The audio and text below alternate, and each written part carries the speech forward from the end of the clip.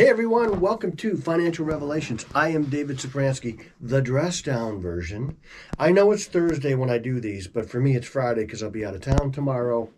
My wife is making me go to Amish country. She's not making me, I want to go, but that's where I'll be tomorrow. Don't worry, I take a Starlink with me. I'm still in contact. Starlink works anywhere where you have an open sky. I have a Starlink, regular Starlink at the house for my barn. And then I have a Starlink Mini because I wanted to see it and I love the technology so much I got one of those. I'll be taking that with me just in case. As always, you can hear me Thursday mornings, most Thursday mornings on WCRF in Cleveland. That's all running down here. You can call us. You can see me on Twitter. I do some political commentary on Twitter. You may be interested in it. You may not be. And I do some economic commentary on Twitter also. Some of it's retweets.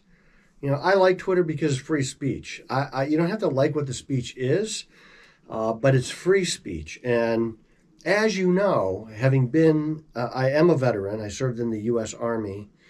I was willing to defend the speech I hated the most. And that is the definition of free speech. And actually, hate speech is protected speech. I don't love hate speech. I try not to engage in it. But it is protected speech. So I don't like this push to censor people. I think it's very, very dangerous to our constitutional republic. And it should not be done. Let people expose themselves for what they are. If there's a group of Nazis, let them talk so we know who they are. That's what I like.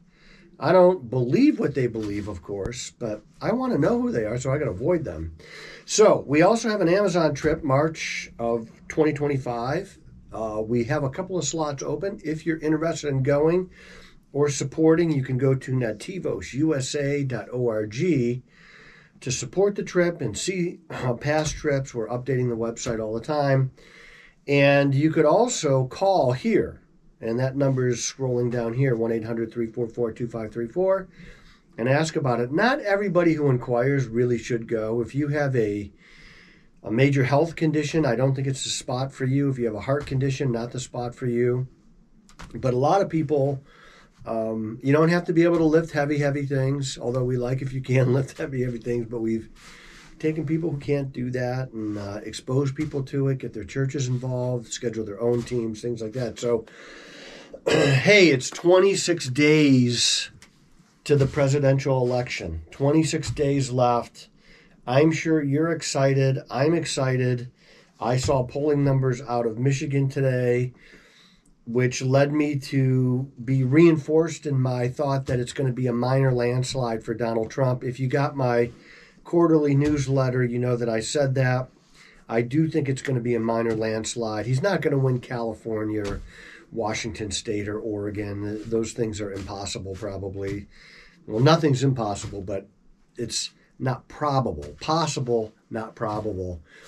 But I think he's going to win most of the swing states, and that's the way it looks right now. What I'm seeing is for a campaign for Kamala Harris kind of imploding on itself. All of a sudden, she's doing a lot more media, and it's not working out great. It's like the kid that you put out in right field because you hope they don't get the ball hit to them, and the ball always goes to them. She's kind of the kid in right field, and the ball's going to her, and exactly what you think would happen is happening. You know, I'm not going to comment on her personally. Like, I don't know her personally, but what I do know professionally is she's probably unqualified to be president. And that's not a slight, really, except if you're running for president.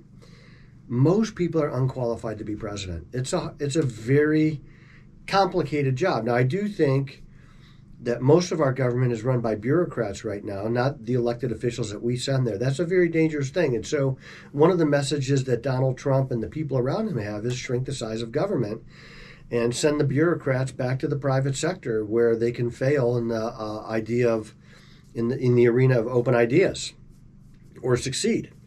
And when the whole thing about government is when times are good, if they're as good as they say they are, if you listen to the Democrats, people should be making government smaller, pushing people out to the private sector. So when the economy's bad, you could go a little Keynesian and spend some money, bring people back in the government. But that's not what we do. When the economy's bad, we spend a lot of money.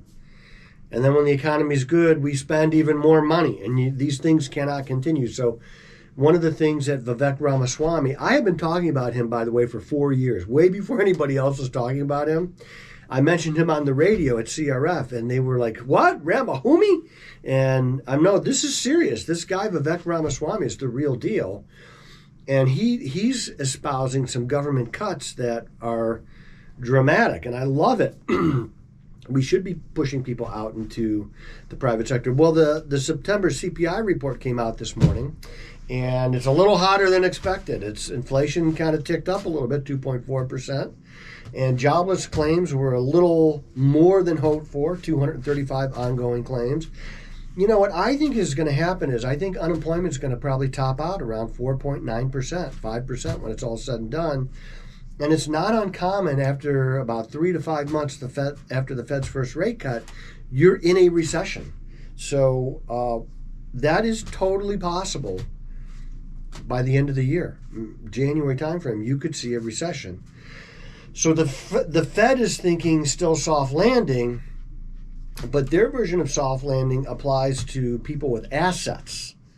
If you own a house, if you have stocks and bonds and precious metals, it could be somewhat of a soft landing for you. But if you're poor, and the poorer you are, the worse it is. You don't have hard assets. You don't own a house. You're a renter. You don't contribute to a 401k because you're living paycheck to paycheck. This is killing you. And you know, your grocery cart is smaller. I've told people you don't need Wegovy from Eli Lilly because the Biden administration is starving you out already. You're already eating less. You're losing weight naturally. Welcome to socialism. This is what happens. Yesterday was the anniversary of the death of Che Guevara, the communist leader who got assassinated. Really, of course, the only good commie is a dead commie, as I like to say. But those ideas are being espoused right now. If you listen to Kamala Harris, she's actually repeating some of the lingo from the Che Guevara camp many, many years ago. I think he was assassinated in 1967. And she's trying to resurrect some of those ideas here, and we cannot let it happen. I know every election is important. Every election is important. And, you know, in America, one of the things I love about America is we have the right to vote, but not the obligation. You don't have to vote. And you still get to complain even if you didn't vote. So when people say, well, if you don't vote, you can't complain. I disagree. This is the right that we have here. We can, it's why it's such a good system. And so it's a very important election. No matter what happens, America will survive. Will we survive better off or will we survive worse off? Up to you. You know who I'm voting for. If you don't know who I'm voting for, you haven't really been listening. You haven't been listening today, but you know who I'm voting for. And it's that important to me. And I think when I look back to 2016 to 2020, and if somehow you could just take COVID out of there, just say, look, we're not gonna, I know you can't do that, but if you could do it, if you could just say we're gonna exclude COVID, the economy was great. I mean, it was humming along. There was the lowest unemployment rates across every single demographic that you could think of. In the handicapped people were employed more than ever. Black unemployment was the lowest ever. The economy was just humming along. COVID happened. The Democrats didn't waste it. They love a good crisis. They're not going to waste a crisis against Donald Trump. They impeached him twice. They impeached him for a phone call. Okay? Donald Trump got impeached for a phone call. the Biden-Harris administration has flown. They have taken a plane on our tax dollars to Haiti and picked up people who would not qualify for asylum here and brought them in and unleashed them on the country. Our southern border is under attack, and I don't know exactly how all this is going to work, but I think because we have the military and it is an invasion of our southern border, you could deploy the military not to shoot people, but just to keep the border secure. And that's where I would start. There's a lot of things that have to happen, and it's going to be a busy first year for Donald Trump when he becomes president. I think he'll be much better able to handle the challenges because he knows the people now. He knows the people not to hire. He hired a lot of people in the first term that were not the right people. And so he wasted some time doing that, and then he dealt with impeachments. And if you think that those things are going to stop when he's elected, if you think the vitriol is going to die down, you're wrong. It's going to continue. They're going to go back to the old playbook, so I want you to be ready for that, but we got to fight. Like when he got shot and he stood up and he was like, fight, fight, fight. That's what I'm telling you to do. Pretend like you got a bullet through your ear and you're bleeding. Fight, fight, fight. So a listener question today, and I love this too because a lot of people don't know this. I mean, a lot of people in my business don't know it. A lot of people in economics don't know it. Why do we have the Federal Reserve? Why do we have the Federal Reserve? It seems like they do more harm than good, but the Federal Reserve came about December 23rd, 1913. A lot of people think it's because of the Great Depression. It was before the Great Depression, but it was after a boom-bust cycle, and it was a compromise by the federal government to decentralize the central bank. So what you did is you set up 12 regional banks around the country: San Francisco, New York, Cleveland, Atlanta, Dallas, Minneapolis, I think, has one. And so you've got 12 Fed governors, and then you've got the Board of Governors that controls those, of which Chair Powell is the chairman. And what they did is they wanted a central bank that was going to be non-political, not beholden to anybody in the political parties. The term limit of the chairman of the Federal Reserve, which is Chair Powell, is 6 years, so it outlasts a president. You know, he appoints that president, and the new president can't come in and fire him right away and put their people in. I have to look around the light. It was an attempt to flatten the boom-bust cycle. So think about what the Federal Reserve does. They do a lot of things. They control the banking system. If you're going to be a bank and you want to participate in the ACH and wire system, you have to abide by their rules, which means you have to keep certain assets on the Federal Reserve's balance sheet. So you can't loan out 2,000% of your deposits. And that's what happened in the Great Depression. They hadn't gotten this down yet. Is banks were heavily loaned out in real estate. They were loaned out too much. The crops failed, which led to the real estate failure, which led to the bank failure. Remember the Dust Bowl? It's because banks couldn't come up with depositors' money. So it was a run on the bank. The bank said, no, we're not giving anybody money. Great Depression happened. So it was an attempt to flatten out those boom and bust cycles. And in 1913, we had just come out of a major bust cycle. And they were trying to, with the Federal Reserve System, manage these economic spikes and contractions. So typically, the average economic cycle lasts 6 to 8 years. So you think, okay, here we start here. The economy's growing, growing, growing. 6 to 8 years later, we're shrinking, shrinking, shrinking. The Fed now comes in. They lower interest rates. They encourage loan growth. They encourage people to buy houses because they're cheaper. So as you're going down in the cycle, the Fed gets involved and stems the fall. A lot of people think they've been totally unsuccessful in their mission. And if you live through 2000, if you live through 2008, if you live through 2013, if you live through the inflation of 2022, 2023, you might agree that they have not been as adept at their mission as they should have been. Now, the other thing that they do after World War II, because of the Bretton Woods Agreement, we became the world's reserve currency.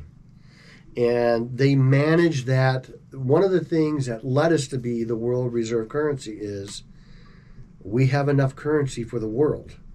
And when people talk about, well, hey, China and Iran and Brazil are trying to become the world's reserve currency, I laugh in your face.